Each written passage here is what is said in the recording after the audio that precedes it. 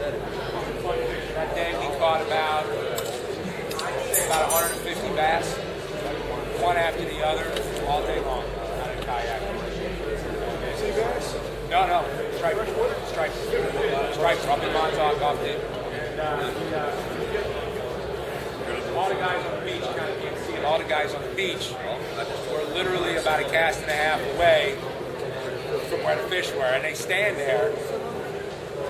I dare you. And, you know, they just look at you and they're like, it happened to me about 11 years ago on the beach. I was surf casting, and some kid literally had to have been 10, 15 years old. Like my son's age. Catches like 42-pound bass right off the rocks, and it was just out of reach. And I just was like, you know, from now on, you know, I'm going to get into kayaks. So that's what I did. I started kayak, and I took to it real quick. At this point, I'm one of the only kayaks fishing guides in the state. I'm insured, and I actually do quite a few trips. Can't really make any money because half the trips get canceled because of weather. You know, really affected by wind, rain. Sometimes when the boats can get out, you know, there's just no way like rain. But it's been pretty fun. This is good.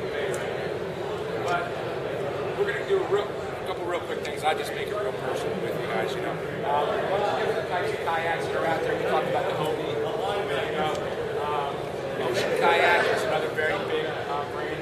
Wilderness, which is owned by Confluence, is another awesome brand, huge brand, and they do a lot more stuff that's other than just fishing. They do a lot of whitewater stuff, and they do a lot of what's called creeking, which is like going back into the rivers, looking for waterfalls, expeditions, such right.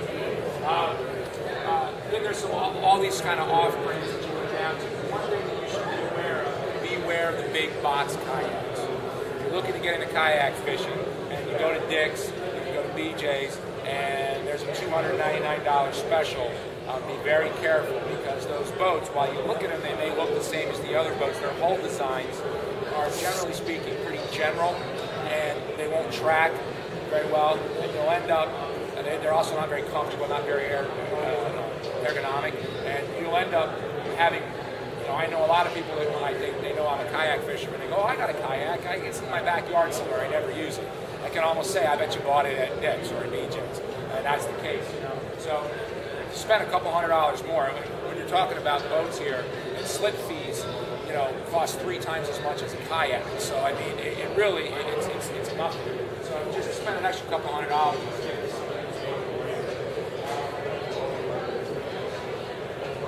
First kind, sitting kayak. All right, young ladies that make in Green Kills. All right. Sitting kayak. This is what a lot of touring kayaks are, a lot of recreational touring, a lot of sea touring. The guys that are going down the rivers and the rapids with the skirts, the Eskimo rows, those are sitting kayaks. If you do make fishing, sitting kayaks. Plus, it's very stable. You stay dry. You can kind of put stuff underneath. Some people feel more comfortable. My sister is a marine biologist in Florida, and she's around gators, so she likes to be in her sitting kayak. It makes it, which I'm really not going to argue.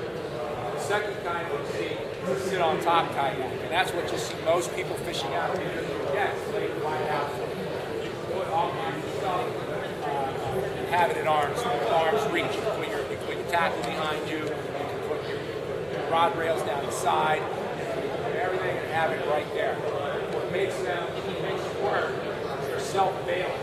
Right? What that means is when you're sitting on it, they have things called scuppers, right? We know scuppers from boats. What it does is if you take a wave, or if you roll over, which happens, you just flip the boat back over and the water runs right out of the scuppers, or if you're in the ocean. No, they don't have a flapper valve. There are some scuppers that you can put scupper plugs that you can put in that have valves. An Ocean Kayak makes one.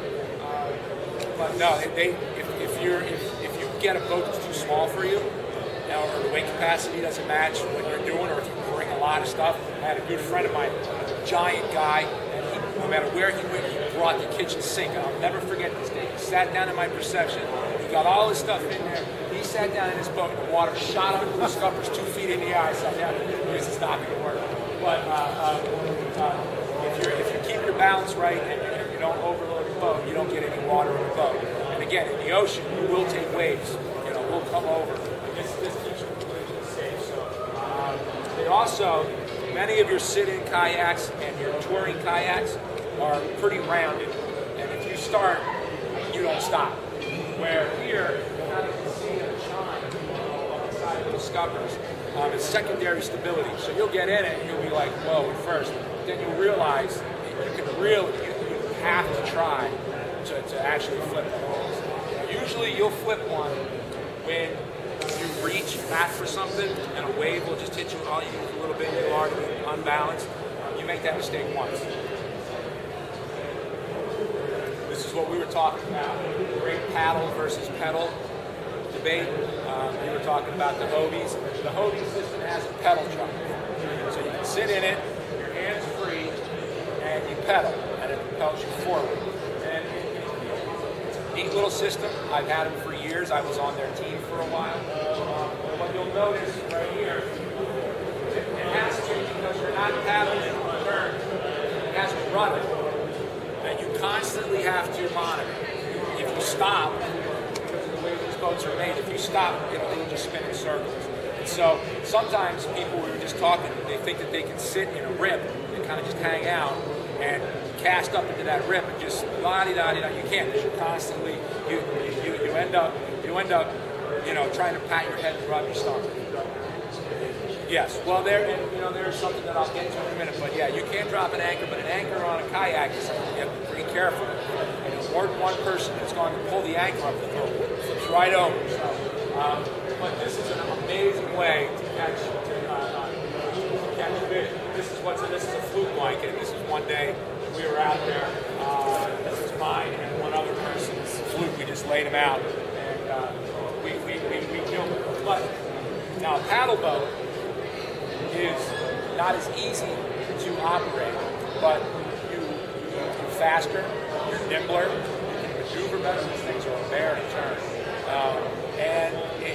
Once you've done it enough, I always tell people, if you haven't ever done it before, don't start with a Hobie. It's too much between the rudders and that drive system. Now that drive system, those two pedals, it's $500. You ram that into the beach, you hit a rock with it, it's $500. Not only that, it will torque inside the drive well and it will crack the drive well. I've cracked two.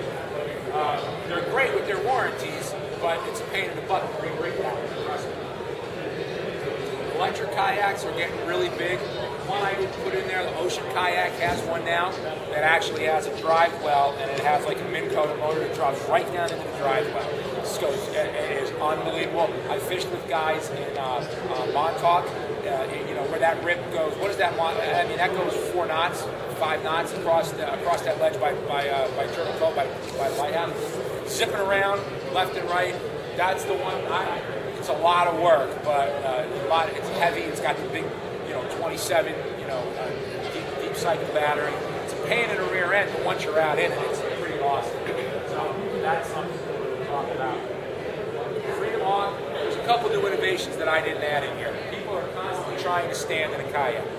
Personally, I think that's a paradigm shift that has to take place the more you fish. You don't need to stand. You can get very, very close. Most people stand because they want to be able to see.